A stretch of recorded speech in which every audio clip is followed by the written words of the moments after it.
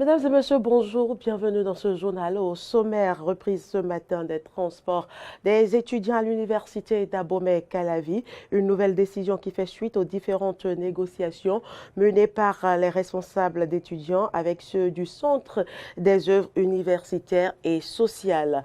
Hors du Bénin, une attaque de djihadistes présumés au Burkina Faso a fait 13 morts et 8 blessés au sein de l'armée dimanche, près de Natia-Boani, dans l'est du pays. Et puis en France, les cas positifs au Covid-19 continuent de progresser en France, selon les chiffres publiés dimanche par les autorités sanitaires, tandis que le nombre de personnes hospitalisées poursuit sa décroissance sur une semaine.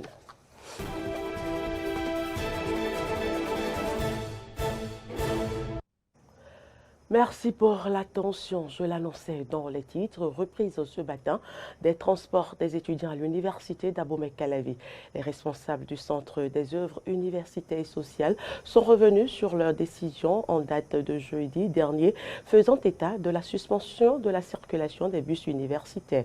Une nouvelle décision qui fait suite aux différentes négociations entreprises par les responsables d'étudiants. À noter que la pénurie nationale et internationale observée dans le domaine des hydrocarbures qui perturbe l'approvisionnement en gasoil dans bon nombre de pays a été la principale cause de cette suspension. Se rendre à la cité pittoresque Soava n'est plus chose aisée sur l'itinéraire à Kassato-Soava. Long de 4 km, les usagers sont confrontés à plusieurs difficultés qui ne facilitent point la circulation sur ce tronçon. C'est un constat fait par Carnot François Rondelet-Rintan. La praticabilité du tronçon à Kassato-Soava n'est plus aisée pour les usagers. Et pour cause, plusieurs raisons sont à l'origine d'une telle situation. Il y a des trous sur la voie et quand on est sur moto, même dans la voiture, les secousses, vous voyez, on sent beaucoup de difficultés et ça rend beaucoup de personnes malades. Les touristes ont beaucoup de difficultés parce que quand la voie est complètement gâtée, les touristes n'arrivent pas à emprunter cette voie-là pour venir au niveau de la cité, la Cruce. À cela s'ajoute le non-fonctionnement des poteaux électriques solaires se trouvant sur le tronçon, ce qui ne facilite en aucun cas la circulation la nuit. Non seulement ça, dans la nuit, il n'y a pas d'électricité. La route avec quelques panneaux solaires qui alimentaient la route d'arrivée, les volets ont volé, ils ont enlevé des panneaux dans la nuit. Donc, dans la nuit, il y a le noir qui est là, le noir s'installe, il y a des difficultés, la voie est difficile à pratiquer aussi dans la nuit. Nos femmes ont beaucoup de difficultés et la nuit, parfois c'est sombre et quand les femmes reviennent là, ils sont confrontés aux affres des serpents et autres, puis ce n'est pas éclairé.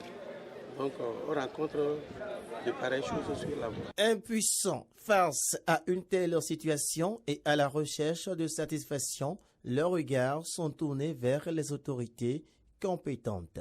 Je dirais aux autorités communales de faire des démarches pour que l'État respecte son engagement et pour donner la satisfaction à la population lacustre qui souffre tous les temps. C'est la voie, la principale voie.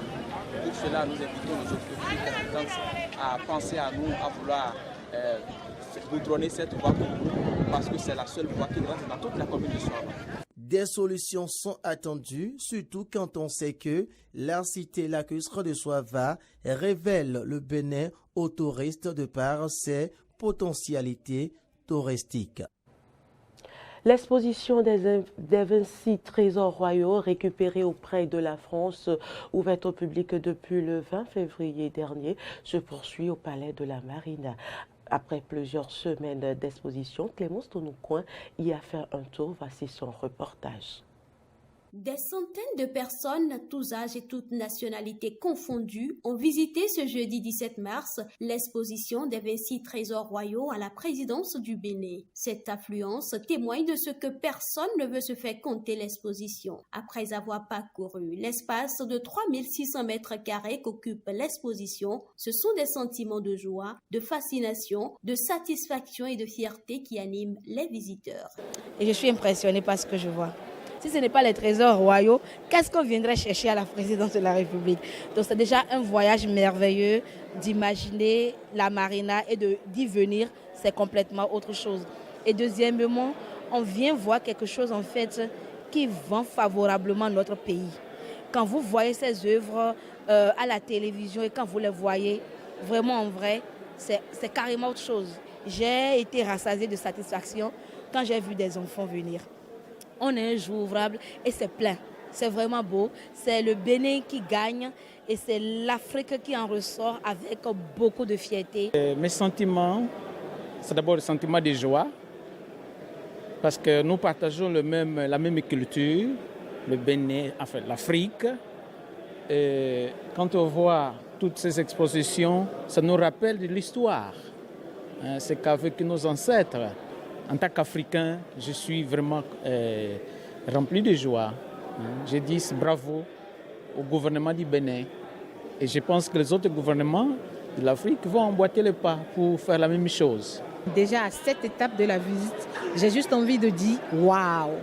Waouh pour mon pays, parce que du simple fait qu'on a pensé à cette restitution de ces œuvres, c'est juste waouh pour nous. On ne maîtrisait pas forcément l'histoire. On nous l'a raconté en partie, on vient encore de nous la raconter. Je pense que c'est énorme pour nous. Je suis juste émerveillée, je dirais, pour le nombre de personnes que je vois. Vous voyez combien de fois cette visite a de l'engouement. Notre équipe a surpris les femmes de la cellule de l'Union des professionnels des médias, venues également faire une immersion dans le passé glorieux de l'histoire de notre pays. La coordonnatrice Pulchérie Bemenou a estimé que cette initiative s'est révélée être la meilleure pour marquer la journée de la femme célébrée le 8 mars. On a réfléchi à l'activité qu'on pouvait organiser dans le cadre de 8 mars. On s'est dit, tiens, il serait mieux pour nous de faire une visite ici au Palais de la République. C'est pour cela que nous sommes là. Et je vous assure qu'on a été vraiment éblouis par tout ce qu'on a vu. Les trésors royaux ramenés, l'art contemporain. On a vu le travail que faisaient nos artistes et ce que font aujourd'hui nos artistes, ceux qui sont là. Vraiment, c'est génial, c'est inimaginable.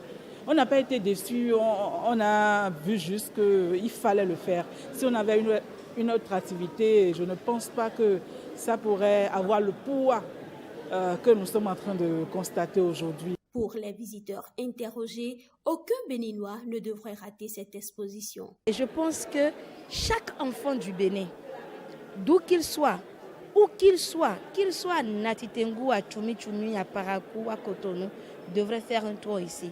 Ne ratons pas cette opportunité-là. Et je vais profiter de l'occasion pour dire à tous ceux qui sont à la maison et à toutes celles qui hésitent encore de faire le déplacement ici au Palais de la République pour voir de visu ces trésors royaux ramenés et l'art contemporain. Cela urge que chaque personne, chaque individu, chaque Béninois puisse quand même se déplacer pour pouvoir honorer la mémoire de nos ancêtres et également honorer notre histoire et pouvoir partager cette histoire autour de nous et dans l'Afrique, pourquoi pas dans le monde entier. L'exposition est ouverte les jeudis et vendredis de 15h à 18h30 et les samedis et dimanches de 10h à 18h30. Elle prend fin le 22 mai prochain.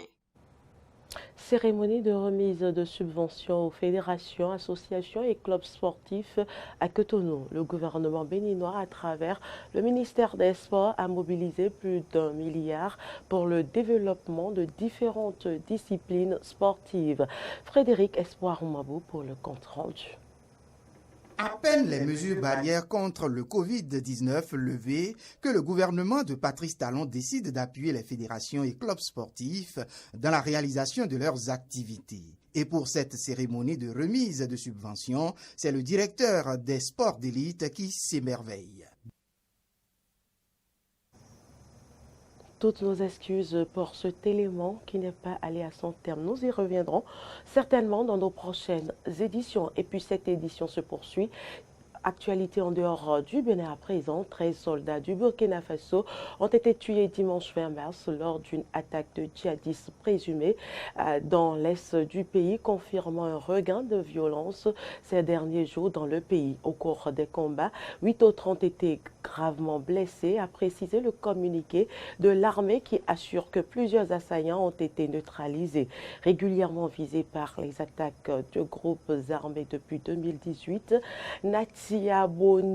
Natiaboani, j'y arrive, est une commune rurale située à une 60aine de kilomètres au nord de Fadangurma, chef-lieu de la région de l'Est. La hausse des cas de contamination au Covid-19 se poursuit en France, mais le chiffre des hospitalisations est en baisse. Le nombre des nouveaux cas recensés au dimanche 20 mars est de 81 283. La moyenne quotidienne sur 7 jours qui lisse les à-coups journaliers est en hausse.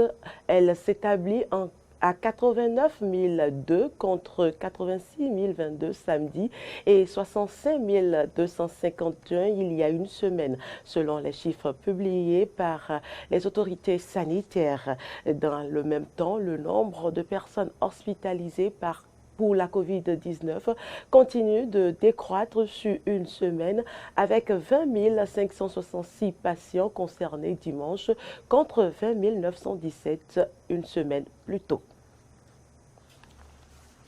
Et ce sera tout pour cette édition. Merci de nous avoir suivis. Nos informations se poursuivent sur nos différentes plateformes Facebook, Twitter et YouTube et sur notre site internet www.benin-eden.tv.